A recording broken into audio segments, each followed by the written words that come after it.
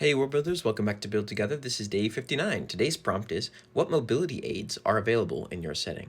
This comes actually from a Tumblr Pages massive collection on a Word doc, and I will link that in the description.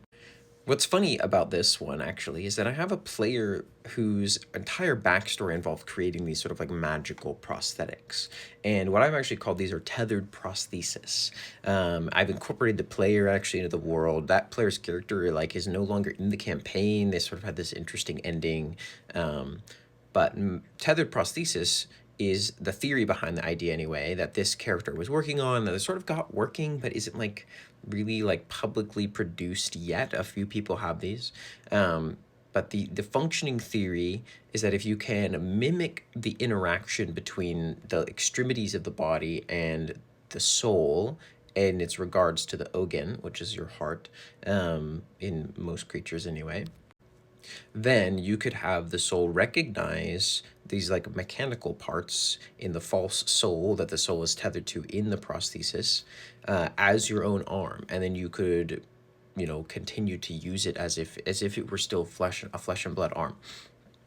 Now there's a couple limitations. One, the PC that created this is gone missing, and two, the only other person who had helped Heimerdinger, the PC in question, was by the name of Tabitha, and Tabitha Yulehard, I think. And Tabitha is sort of obsessed with finding him now, and is also not really working on this anymore. So there's only 3 or 4 that were ever made, and only 2 that actually got put on people. But I think at some point in a few years, it will become pretty widespread once these notes get out to more of the public.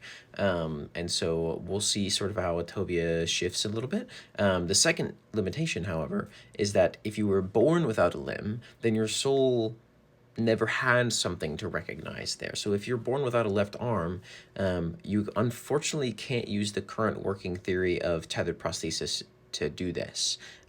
You would need to actually add the instructions of how the soul interacts with the limb to the false soul, which is significantly harder than how it currently works, which is sort of just assigning the position of the false soul when you tether it to the soul. It's a little bit hard to explain. Hopefully that is not too confusing, but that's what I wrote about today. What are some mobility aids in your setting? Thanks for building together.